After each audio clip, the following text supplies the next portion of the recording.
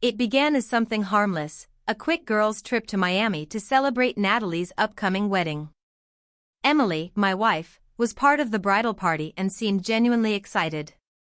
As she packed her suitcase, she gave me that warm, carefree smile of hers and said, "Just 2 days, cocktails, sunshine, and a proper send-off for Natalie before she ties the knot." When she came back, something felt off. I couldn't name it at first. She was quiet, distracted, like her body had returned, but her mind hadn't followed.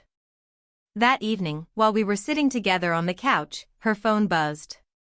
She snatched it up quickly, let out a strange laugh, then placed it face down on the coffee table. "Who was that?" I asked. She responded too fast, still riding the buzz from her trip.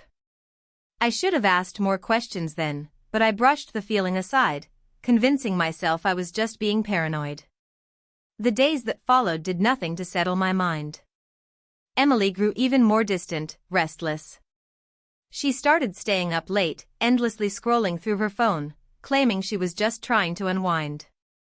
Intimacy between us faded. When I reached for her, she dodged with soft excuses about being tired or overwhelmed. Eventually, I had enough. One evening, I stood in the doorway of our bedroom, arms crossed, watching her stare at her phone. "Emily," I said flatly. She glanced up, surprised. "What is it? What's going on with you?" She paused, sitting up straighter on the bed. Her expression faltered for a second before a forced smile crept onto her lips. "Ryan, nothing's going on. You're overthinking." I wanted so badly to believe her. So I did, for a little while. 2 days later, while getting ready to head out, I noticed my car keys were missing. I checked the usual spots, the drawer by the entrance, the kitchen counter, but they weren't there. Then I remembered Emily had borrowed my car that morning. Hers was in the shop.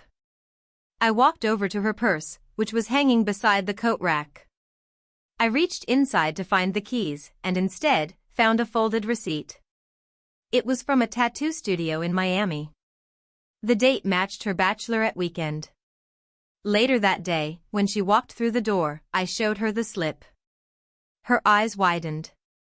"Oh," she stammered, clearly caught off guard. "Natalie dared me to get something tiny while we were out. Just a silly moment." "Where is it?" I asked, my tone sharper than I intended. After a pause, she hesitantly tugged the waistband of her jeans down slightly, revealing a small heart inked near her hip. At first glance, it seemed innocent. But as I leaned in, I noticed something carved into the center, a delicate letter R. My stomach dropped. "What's this?" I asked, my voice low. Her cheeks flushed. She shifted her weight and let out an awkward laugh. "It's for you, Ryan. Just a little symbol of us. Nothing serious." My chest tightened, but I nodded. Even though everything inside me screamed not to. The next day, I decided to call Natalie, trying to sound casual.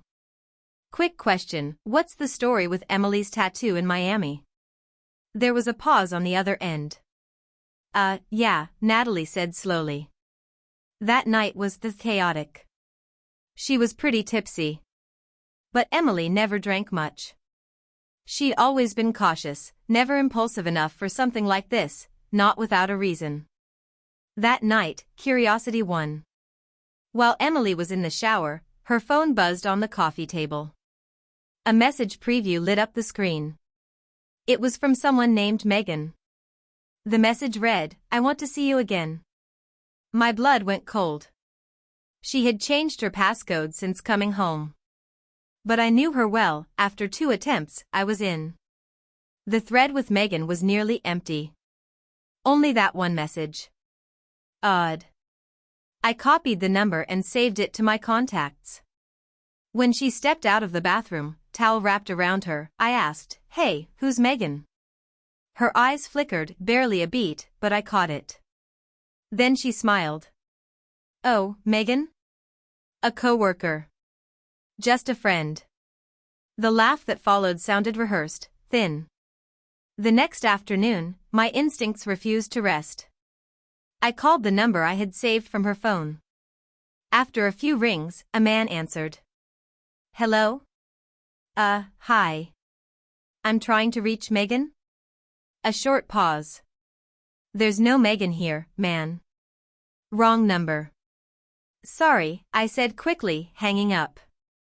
I sat in silence, heart pounding, hands shaking with a mixture of rage and disbelief. That night, Emily had fallen asleep on the couch. Exhausted, maybe pretending to be. I took her phone again. This time, I dug deeper, into the archived chats. And there it was. The full message thread with Megan. The first message hit like a punch to the chest. Last night was amazing. I can't stop thinking about you. I need to see you again. The timestamps matched her weekend in Miami. My heart pounded louder with every message I read, fingers trembling as I scrolled. And then, right there at the top of the chat, I saw the contact name. It wasn't Megan. It was a man. I paused. Squinting, trying to process what I was seeing. I took a long breath and continued reading. That was the happiest night of my life, Megan had written, but Megan wasn't a real person. Emily had used a woman's name to disguise the fact that she was chatting with a man named Richard. My throat constricted as I read Emily's messages, which became more intimate and personal. She had messaged him about how he made her feel paralyzed. How she couldn't stop thinking about him. These weren't just flirtatious feelings.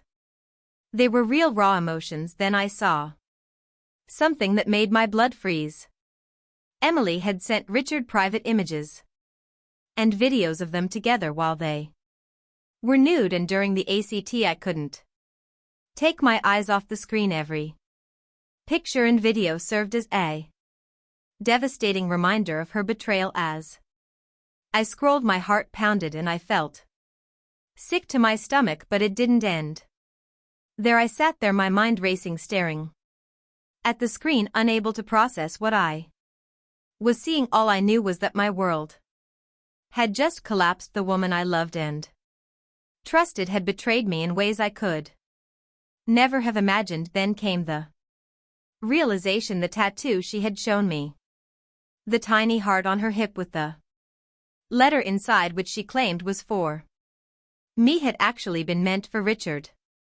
It hit me hard, but my instincts took over. I couldn't let this go unanswered. With shaking hands, I transferred the videos, pictures, and messages to my phone. Each file a painful reminder of her betrayal. I then deleted Richard's chat from her phone so she wouldn't know I had discovered the truth. The next morning I made an appointment with a lawyer. I didn't waste any time. I wanted to file for divorce and protect myself, ensuring Emily wouldn't take anything from me. The lawyer's office was cold and sterile, but it gave me the clarity I needed. I had worked hard for everything: my bank accounts, my properties, and I was not going to let her ruin it all. I left that office with a renewed sense of determination. This wasn't going to be easy, but I had taken the first step towards securing my future. The next and most challenging step was waiting. I knew Emily would be home soon. It was the longest day of my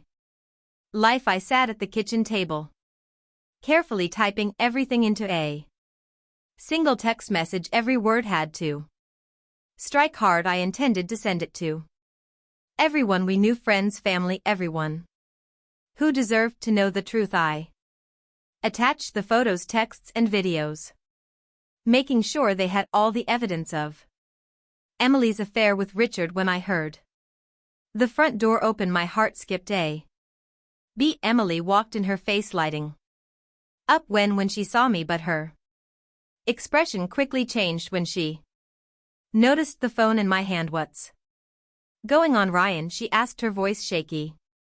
I didn't say anything. Instead, I handed her the phone, letting her see everything. The texts, the pictures, the videos, her. The trail was laid out in front of her. Undeniable, Emily stammered. I can explain. Ryan, please, but I cut her off. You've been lying to me this entire time. Is this what you've been doing behind my back? Who is Richard? Emily, what is this? Her eyes flickered between the screen and the floor, unable to meet mine. Her lips trembled and her face went pale. She opened her mouth, but the words seemed to stick in her throat. I didn't mean for it to happen. I was intoxicated and it was just one mistake, she said, her voice barely above a whisper. Just one mistake. I repeated, my voice filled with disbelief. You slept with him twice, Emily. You even got a tattoo for him and lied to me about it. Tears streamed down her face as she sobbed. I'm sorry, Ryan, it was the biggest mistake of my life, but I couldn't hold back my anger. The biggest mistake of your life. Even in the messages you told him it was the best night of your life. Who are you trying to fool? Her sobs grew louder, but I was done listening. I can't even look at you right now, I said coldly. You've made your choices, Emily, and now you'll face the consequences. What are you talking about? She asked, panic rising in her voice. I filed for divorce, I said flatly. And now everyone knows the truth. Everyone knows what you've done. Her face went white with shock. You can't do this, she whispered, but I shook my head. You don't get to play the victim here, Emily. This is on you. The fallout was swift. Emily's family saw the evidence, the photos, the texts, the videos, and they were as shocked as I was. My friends and family rallied behind me, supporting me every step of the way. The divorce was finalized quickly. I made sure to protect everything I had worked for: the house, the cars, the accounts Emily left with nothing. Time went by and the pain gradually lessened. The person I thought I knew, the woman I loved, was gone, but I was getting stronger every day. The truth, as painful as it was, had set me free. Emily eventually faded from my life, taking the life we had built together. With her there was no regret on my part, only the bitter reality of what had happened. I moved on stronger and wiser.